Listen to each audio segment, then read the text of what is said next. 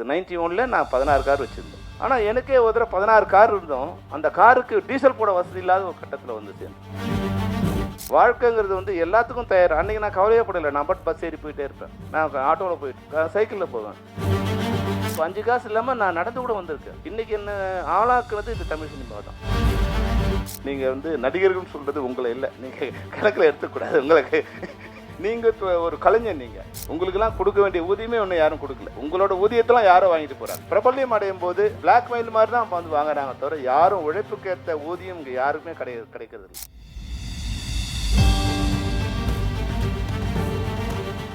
இசை வெளியீட்டு விழாவுக்கு வருகை தந்துள்ள நண்பர்கள், பத்திரிகையாளர்கள், ஊடகவியலாளர்கள், அதுபோன்ற மேடையில் இருக்கின்ற வள்ளுவன் திரைப்படத்தின் கலைஞர்கள், தொழில்நுட்ப கலைஞர்கள், டெக்னீஷியன்ஸ், நடிகர்கள் அனைவருக்கும் என்னுடைய மாலை வணக்கத்தை தெரிவித்துக் கொள்கின்றேன்.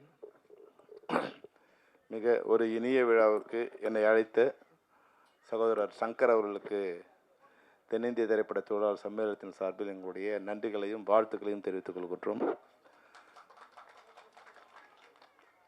உண்மையாக சொல்லணும், அந்த இன்விடேஷன் கொடுத்து சங்கர் என்னை இன்வைட் பண்ணும்போது நான் ஏதோ ஒரு டாக்குமெண்ட்ரி படம் மாதிரி தான் நினச்சேன். இது என்ன படம், இது வந்து ஒன்றும் இதுவாக இல்லையே அப்படிங்கிற இதோடு தான் நான் வந்து அந்த இன்விடேஷனை பார்த்து வந்தேன். ஆனால் ட்ரெய்லரை பார்த்த உடனே ஒரு பிரம்மாண்டமான ஒரு ஆக்ஷன் படத்தை பார்த்த மாதிரி வந்து மிக பிரம்மாண்டமாக இருந்தது. உண்மையிலே வந்து ஒரு க்ரைம் த்ரில்லரை வந்து ரொம்ப அழகாக, ரொம்ப பியூட்டிஃபுல்லாக இருந்தது. அதனால் வந்து நீங்கள் வந்து இப்போ நான் திரைப்படத்துறையில் இருந்து எனக்கே வந்து அந்த படத்தை பற்றி ஒரு இது இல்லாத தெரியல இல்லையா? அதனால் வந்து நீங்கள் முதல் முறை செய்ய வேண்டிய வேலை என்ன, எந்த மீடியாவில் வந்து ரசிகர்கள்கிட்ட போய் செலுத்த முடியுமோ அதை வந்து குறிப்பாக வந்து கொண்டு செலுத்தி இந்த படம் எது மாதிரியான படம் அந்த ஆடியன்ஸ் வருவாங்க. அப்போ வள்ளுவன்னா ஏதோ நீ வந்து ஒரு தமிழ் பற்றில் ஏதோ ஒரு படம் எடுத்துருக்க போகுது அப்படின்னு நினச்சி வராமல் விட்டுட்டாங்கன்னா அது நல்லா இருக்காது. அதனால் வந்து நல்ல மிக பிரம்மாண்டமாக இருந்தது படம். வந்து டைரக்டராக வந்து நீ வந்து கமாண்டிங்காக இருந்திருக்க. ஏன்னா வந்து கேசட் ரிலீஸ் கூட ப்ரொடியூசர் கீழே உட்காருன்னு சொல்கிற அளவுக்கு உனக்கு வந்து ஒரு பவர் இருக்குது. வழக்கமாக டைரக்டராக கேசட் ரிலீஸில் கூட மாட்டாங்க. ஆனால் நீ ப்ரொடியூசரை இன்னும் கண்ட்ரோலில் வச்சுருக்கேன்னா அது உண்மையாகவே வந்து ரொம்ப சந்தோஷமாக இருக்குது.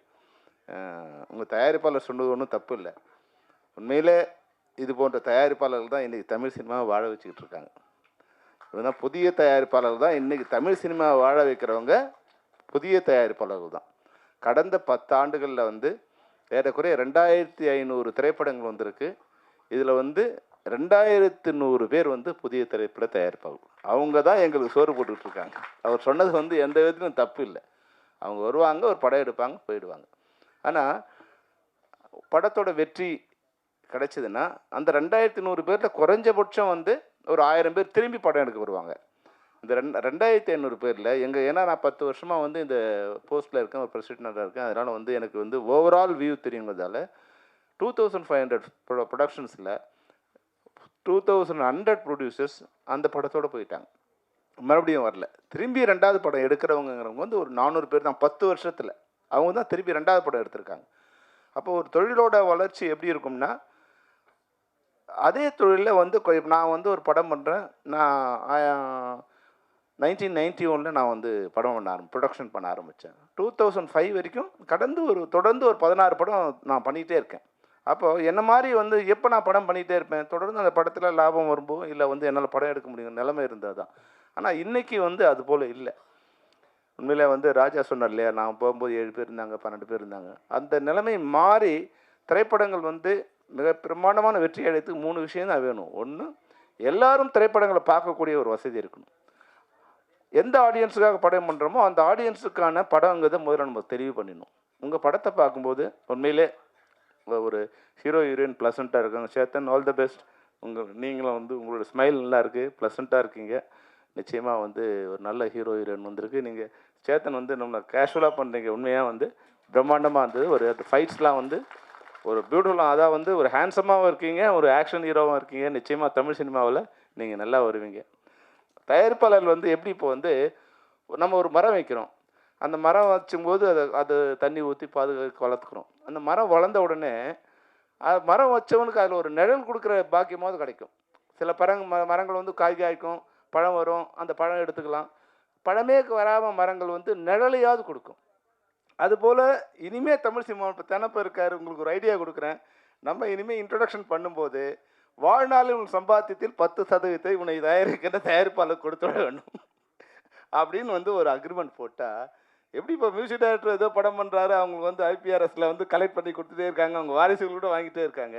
ஆனால் பல கோடி போட்டு படம் எடுக்கிற தயாரிப்பாளர்கள் வந்து இன்றைக்கி பல உயர்ந்த நட்சத்திரங்களை, சூப்பர் ஸ்டார்களை, உலக கதாநாயகர்களை உருவாக்குற தயாரிப்பாளர்கள் வந்து இன்றைக்கி சாப்பாட்டுக்கு வழி இல்லாமல் இருக்காங்க.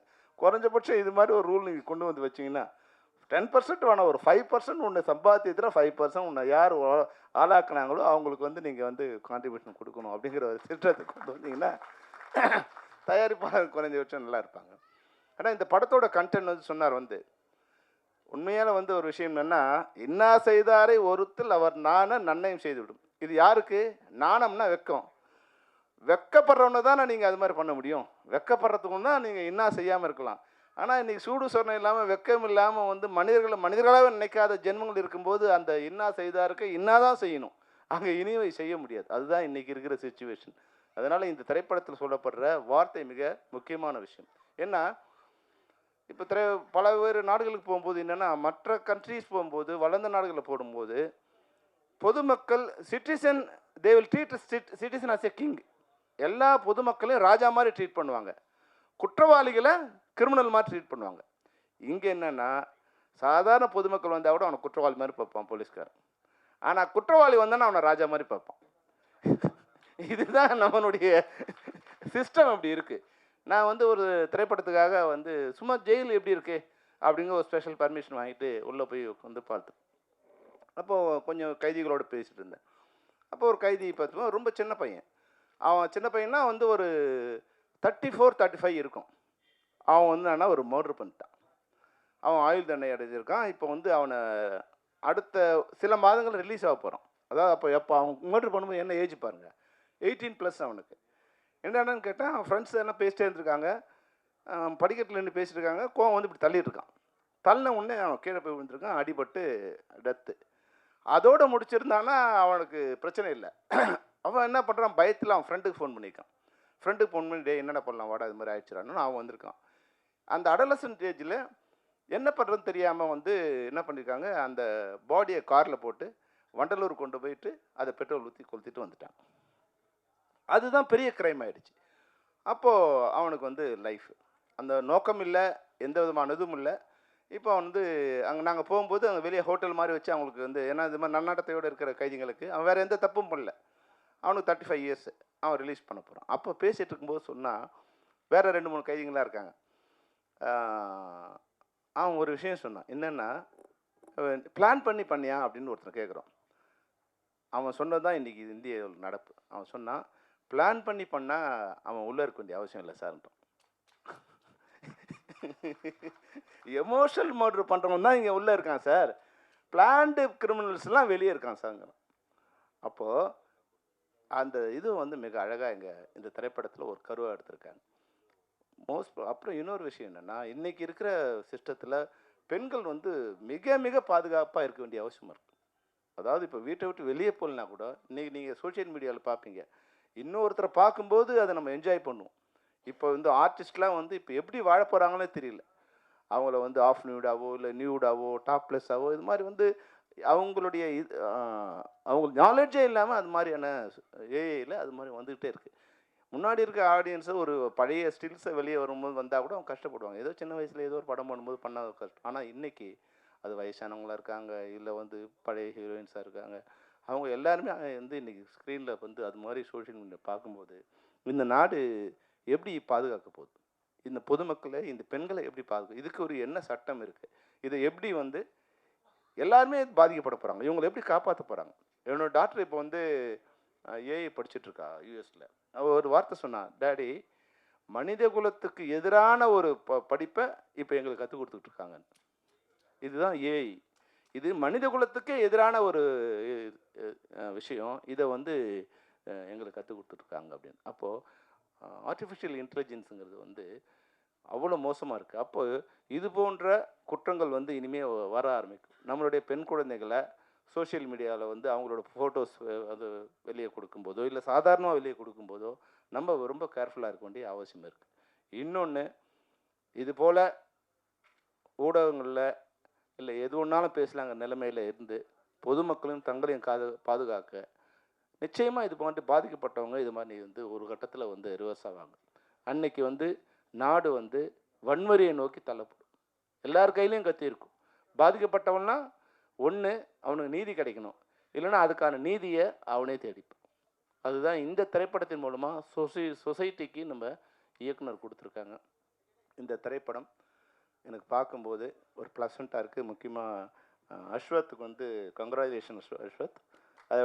அதை விட வந்து இயக்குனர் சிறப்பாக பண்ணியிருக்காரு. ஆனால் எனக்கு வந்து கேமராமேன் எங்கே இருக்கார்? ஓகே, நிச்சயமாக பியூட்டிஃபுல்லாக பண்ணியிருக்காரு. கேமராமேன் வந்து அவ்வளோ பியூட்டிஃபுல்லாக பண்ணியிருக்காங்க. ஒரு சாதாரண ஒரு ராக்கை வந்து அழகாக வந்து ஃப்ரேம் பண்ணி எல்லாமே ஒரு சாதாரண இடம் தான், நாங்கள் பார்த்த இடம் தான். அது சாதாரண மரமாக இருந்தால் கூட அது வந்து அவுட் ஃபோக்கஸ் பண்ணி அதை பிளாக் பண்ணி கீழே வந்து ஒரு க்ரீன் இது பண்ணி அந்த டாப் ஆங்கிள் ஷாட்ஸ்லேருந்து எல்லாமே வந்து ரொம்ப பியூட்டிஃபுல், நல்ல டெக்னீஷியனுங்கிறது அழகாக தெரியுது. அதனால் இந்த படம் சிறந்த டெக்னீஷியனால பார்க்க ப்ளசண்ட்டாக இருக்கிற ஆர்டிஸ்ட்டையும் நல்ல தயாரிப்பாளர், உண்மையிலே படத்தோட தயாரிப்பாளருக்கு இன்றைக்கி கேசட் ரிலீஸில் வந்துட்டு நீ சொல்கிறதெல்லாம் கேட்குறாருன்னா அந்த தயாரிப்பாளர் வந்து உண்மையிலே நல்ல தயாரிப்பாளர் தான். அவர் நல்லா இருந்தார்னா, இந்த படம் ஓடினான்னா நிச்சயமாக அந்த தயாரிப்பாளர்கள் வந்து நிச்சயமாக ஒன்று ஒரு 4-5 படம் எடுப்பாங்க. அந்த படத்தும் வெற்றி படமாக அமையணுங்கிறது தான் வாழ்த்து. ஏன்னா நல்ல மனசு இருக்கவங்க, நல்ல தயாரிப்பாளர்கள் தமிழ் சினிமாவுக்கு வந்தாங்கன்னா தமிழ் சினிமாவும் நல்லாயிருக்கும், தமிழ் திரைப்படத்தில் இருக்கிற தொழிலாளர்களும் நல்லா இருப்பாங்க. ஏன்னா இன்றைக்கி வந்து ஒரு ஆர்டிஸ்ட் பேசினால ராஜசிம்மன், நீங்கள் வந்து நடிகர்கள்னு சொல்கிறது உங்களை இல்லை, நீங்கள் கணக்கில் எடுத்துக்கூடாது உங்களுக்கு. ஏன்னா நீங்கள் ஒரு கலைஞர், நீங்கள் நடிகன் இல்லை. இன்னும் நடிகன் யாருன்னா மொத்த வருமானத்தில் 80% தானே எடுத்துகிட்டு போகிறவன் தான் இன்றைக்கி நாங்கள் நடிகனா. அவங்க சொல்கிறதெல்லாம் அவங்கள தான் சொல்கிறாங்க. நீங்கள் ஒரு தொழில்நுட்ப கலைஞன் இல்லை கலைஞன்.